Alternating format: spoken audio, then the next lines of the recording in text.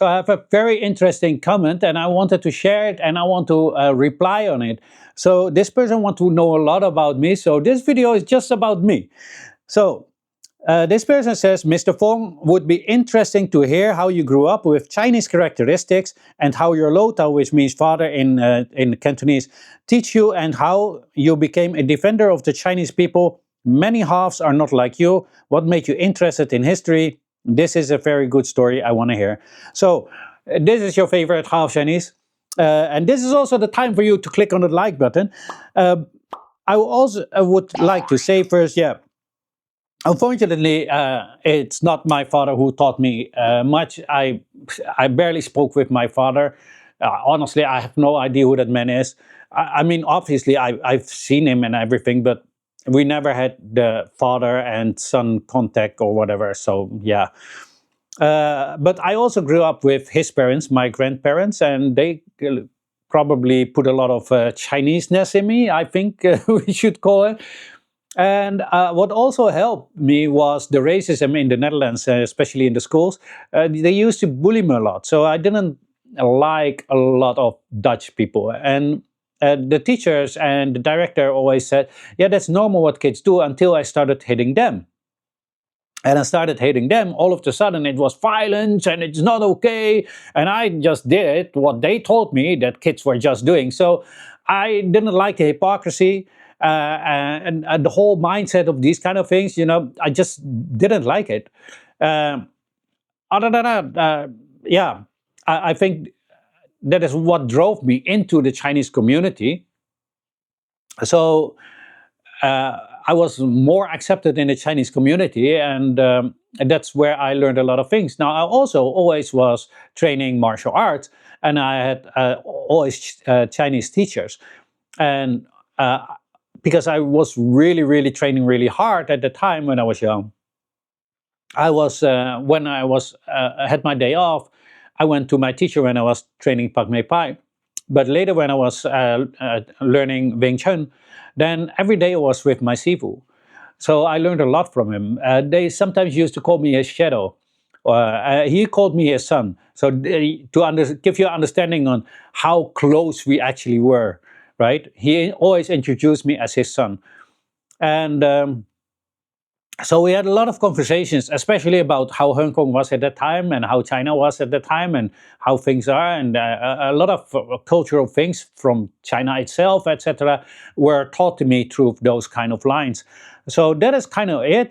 I also always was fascinated with philosophy. So when I was really young, I had a book about Taoism. Actually, it was about Tai Chi, but it was also very lengthy about things from Taoist perspectives. So I started learning that, and it just felt really good. To the point that I started to be able to write those trigrams and make things of it. Don't ask me now because I totally forgot. So I was reading a lot of those kind of things. I think that has an impact on me. And later I converted to Buddhism, right? So yeah, that's kind of it, I think. And for history, I always was fascinated with history, always has been. And later it became Chinese history, and that was so extremely fascinating for me. I started with a 5,000 years from Yao to Mao. Actually, I started earlier because of my Kung Fu background. We need to know the entire history of things and etc. So it comes a lot about it. And then I also read the classics. So that's also very historical, right? Especially the Water Margin was written so well that you could just be in that place at that moment and feel and see and almost smell the things what's going on, right? So that was a good learning process for me from like the real old China, how it was, because it was so detailed. And then I with Yao to Mao, what's very interesting is 5,000 years of history. You can find it on YouTube. I believe it's still there. So go get it right now. It's free. What's quite interesting, because when we started at the revolution, I really wasn't a big fan of Mao because of whatever people said, right? And I never studied it, so I didn't understand it.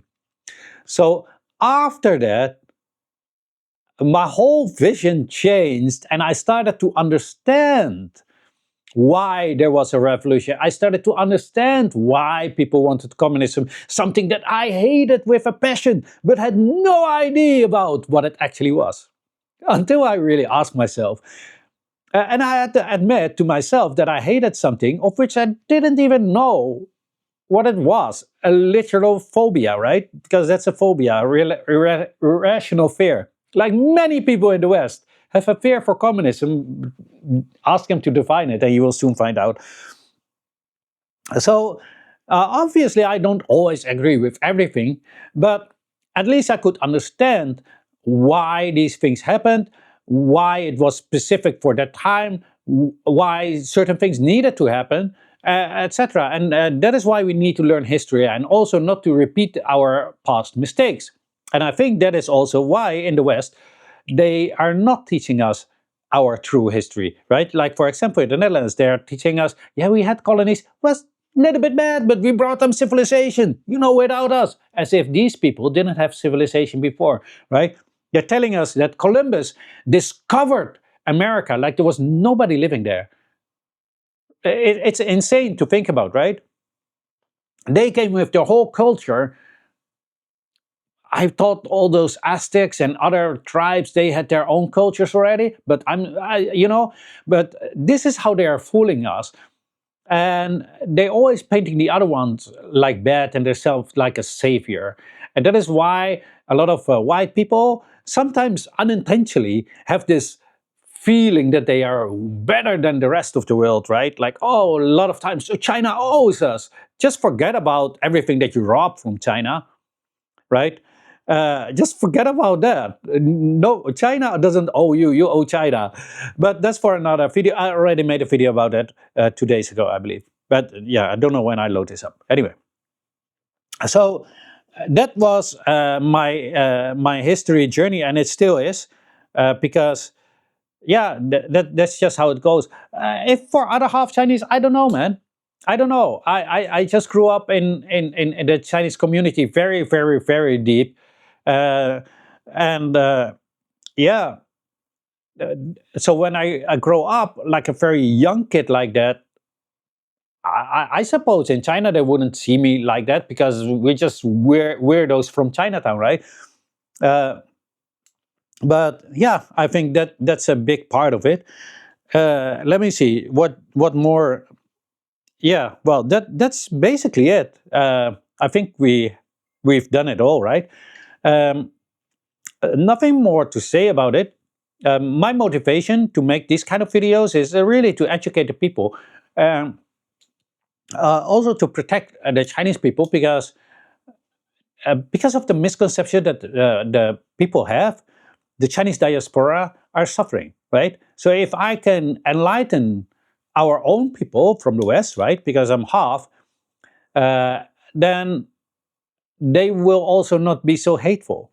And for them, it will might also trigger them into a journey into themselves to see what else they thought which was true but is actually wrong, right?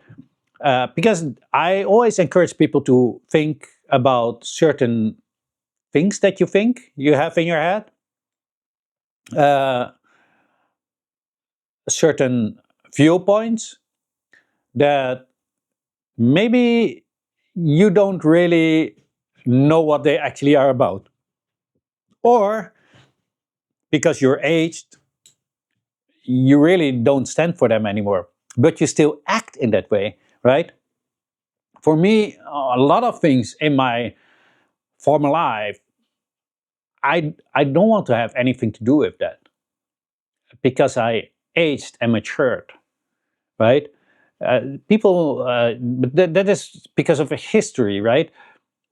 And this is what I'm trying to accomplish. That just give people a little bit more broader perspective, and especially also for the Chinese people is I hope it will be lesser hateful to them, and so they can go over the street and have a little bit better life outside of China, because for the Chinese people in China, I mean, a lot of people they ask me to do live streams in China, mainland China. I said, for what? They already know that these are all lies. They're not bothered by it. If they don't want to listen, they just switch it off. We, as diaspora, cannot switch it off. We are overly confronted with it constantly, day in, day out, and it's going to take a toll on people. And I want to prevent that. And at the same time, also help the Western people to have a broader understanding of what is really going on. So that was it. I also would like to know, like to let you all know, yes, people want to support my work. It is fine if you want to support my work, and I'm really, really grateful for it, but only do it when you have enough money. I have a Buy Me a Coffee link, but again, only do it when you have enough money. I will link it in the description. You can donate whatever it is that you want. If you don't want to, it's also fine. Just give me a like and share my video. I'm really, really happy with it. And if you have not yet, then follow. And as always, have a great day. Your favorite half Chinese.